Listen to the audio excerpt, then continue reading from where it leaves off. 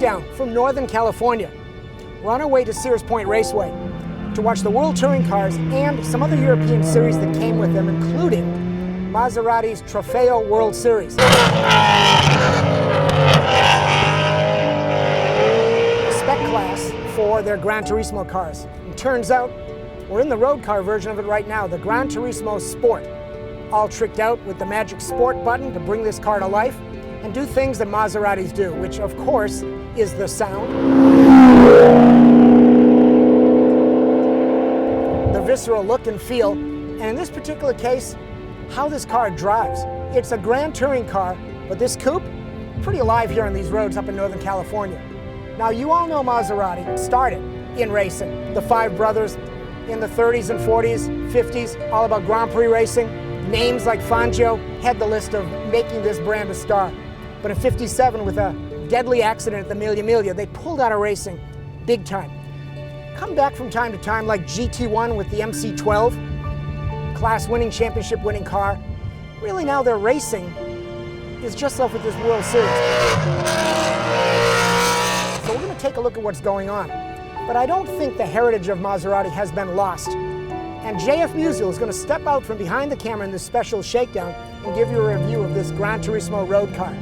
Matter of fact, if I do this right, can we turn the corner? Oh my God, we just found JF. Stay tuned.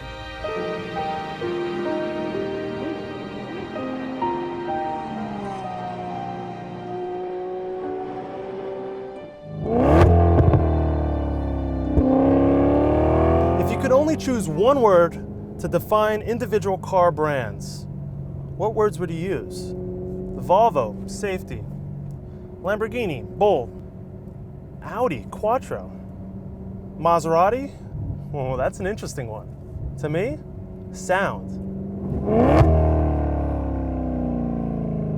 I think sound is what defines a Maserati. Not anything else, sound. Yes, it's beautiful. Yes, it's elegant. Yes, it has a huge, rich racing history. You define a Maserati by the way it sounds. A lot of work goes into the sound design of this particular vehicle, but it's not just the exhaust. In fact, this Gran Turismo Sport has something very interesting underneath the hood. In fact, Maserati has been doing this for quite some time. They design the sound not only from the exhaust, but also the air intake. Underneath the hood of this car, you may see something very interesting with the air intake. Those are kind of chambers of air, so that when you come off the throttle, you got that little blurble. Now we pay very close attention to sound design in video. Actually, it's probably one of the most important parts of a video. What does it sound like? What's the music? Well, the music to my ears in this car is the exhaust. Driving this car, it's an experience. It's elegance. There is plenty of room in here. This is a sports car that you can find NFL players driving. This is not a Ferrari. This is not meant to be a car you bring on the track, not to say it can't. This is meant for crossing California, which in fact is what we're doing right now. And I take great delight in getting behind the wheel of this thing and just cruising. And with that exhaust, you don't actually have to go that fast to have a great experience. A good experience to me is not one which you're going extremely fast, dangerously on public roads. It's one that enlightens all of your senses. So what else do you need to know about this Gran Turismo Sport? Well, interior is a little bit updated, different seats for the coupe. The steering wheel has a flat bottom. At 454 horsepower, it is not the fastest car on the market. It is a big car. But when you're driving it, turning, it's light. It's very light. And of course, that's boosted on purpose to make it feel like less of a big car. The ZF transmission is quite good. Get hard on the brakes. It blips the throttle properly, downshifts. It's quite good. And now you have Leo telling you about this. JF loves his Maserati sounds, but I'm half deaf from my 9,000 RPM screaming Formula Atlantic days, so I'm fixated on how this Gran Turismo Sport performs. The magic of this GT car is when you hit the sport button, the throttle response comes to life. The transmission shifts quicken, the exhaust opens up, and the adaptive suspension makes the Pirelli tires really work. The car has a very strong turn-in. There's initial push, but then the car becomes very neutral, the front and back of the car working together. Brakes, positive, and a progressive balance that allows you to really balance weight transfer and make this car point and steer and turn the way you want. One line of cars called Gran Turismo, but actually two different cars and two different personalities. The coupe is all business, followed by civility. The convertible, civility, followed by a little bit of performance. But it still rumbles and roars like a Maserati should. So that's the Maserati road car, but this is shakedown. It's supposed to be about racing. So it's time to check out the Trofeo World Series.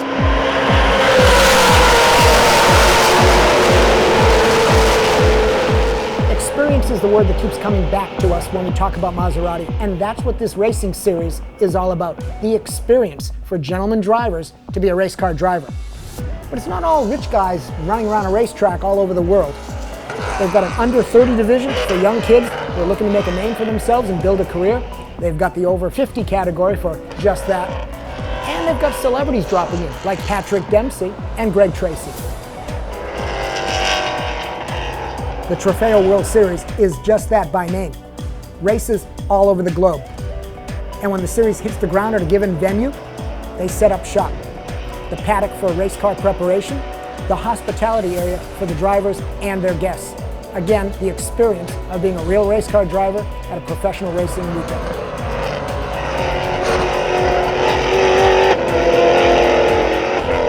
Any and all racing starts with the car. Let's take a look at what this Trofeo World Series car is all about.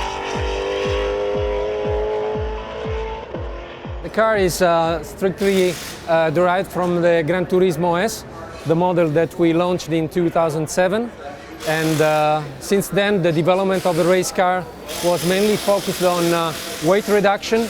So we dropped the weight of about 600 kilos, and that's very important to have a car that is now about 1,380 kilos.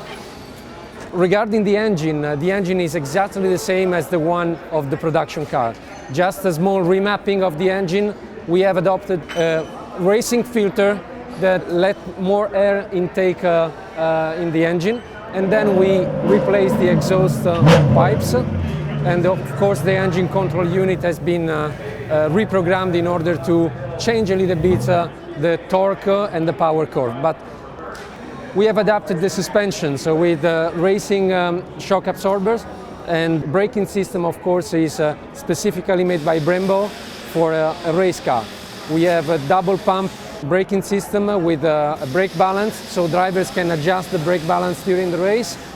We have no ABS and no servo, so it's a typical racing braking system.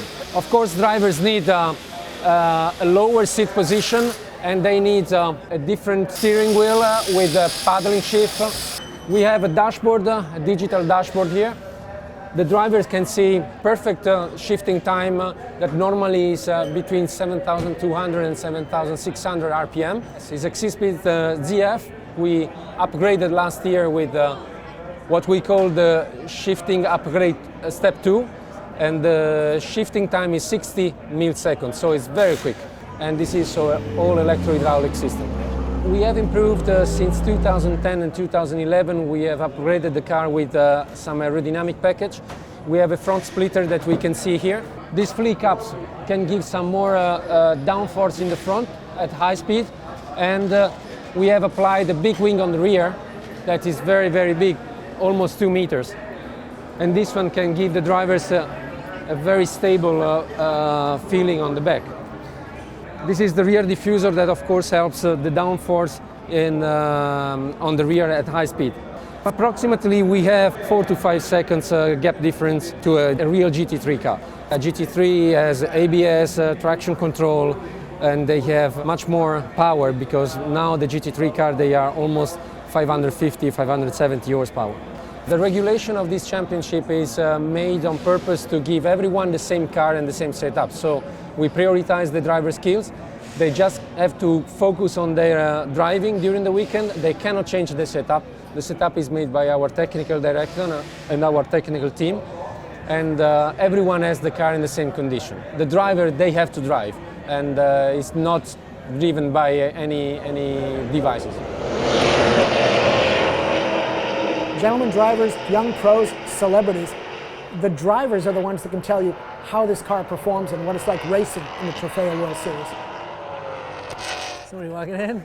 Oh, yeah. Nice, I like that, that's good. Well, yeah, so the last couple of months, obviously I was at Pikes Peak a month and a half ago with Ducati, which was fantastic, and here I am with Maserati at Sonoma, and yes, it's been, I believe, 20 years since I had raced here last, so I had a lot on my seat, literally. Number one, I didn't have to stick my knee out in any of the corners. I didn't have to put my head down.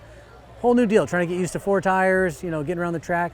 But it's been just such a fabulous experience. I think the biggest thing about Sonoma, Sears Point, the racing track is really a driver's track. I mean, it's a very technical track. You have a lot of hills that you're cresting, a lot of blind exits. I'm a stunt guy, so I'm more like the let's let her slide. I had to remind myself actually in the qualifying session that don't overslide it. I know it's fun, but if you do that, your tires are going to get cooked, and not only are your lap times going to be slower, but Dempsey's not going to be too happy when you give him the car. How did you choose and why did you choose the Trofeo World Series for your career path? It was between going to Ferrari Challenge or staying with Maserati. I decided to go with Maserati. I think the competition is very high, and at the same time everyone's respectable and it's a good atmosphere. The car is very tough to drive compared to the 458, so I thought it would be a good learning step for me. I'm hoping to do one more year in Maserati, and then I'm definitely going to go into GT3.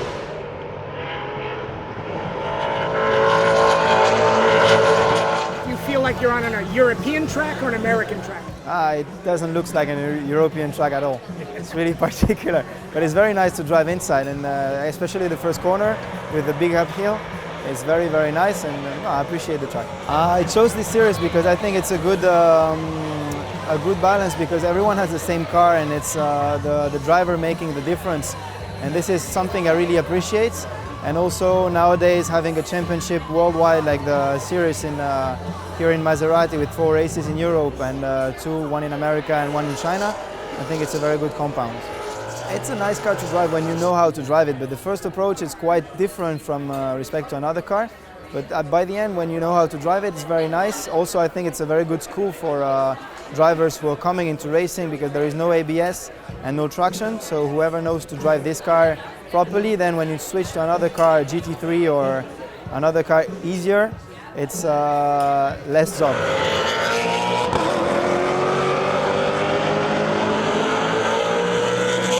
I hadn't raced really overseas at all, except for one race in Germany last year.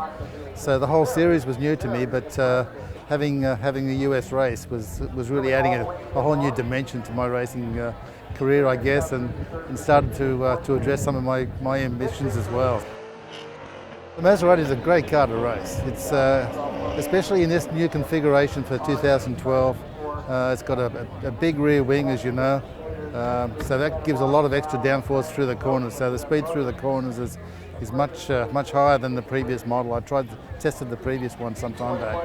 So you get that. The car's lighter, a lot more carbon fibre. The overall setup is really nice, and it feels, from a driver's perspective, it's a really predictable car to drive, which is far better than not quite knowing what's about to happen next. Who do you like passing most? Your fellow 50-plus competitors or the young guys? Definitely the young guys. I like passing the young guys, and yeah, I guess there's a few differences in approach between them. They've probably got a whole career ahead of them. It's this is a stepping stone. I'm sort of taking a different approach to this, but with that said, it's great to be competitive, and we're really up there. And when you look at the times across the whole field, there's not a real lot in the first sort of 10, 15 cars. So it makes it interesting all the way around, but passing any car is always good.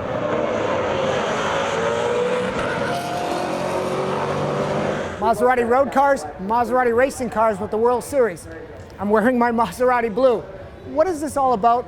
You know, I get very technical when we look at racing, all the facts and the figures and the techniques of making it happen. But at the end of the day, Maserati has nailed one of the most important parts of racing, the experience. there's a Maserati experience in driving the road car.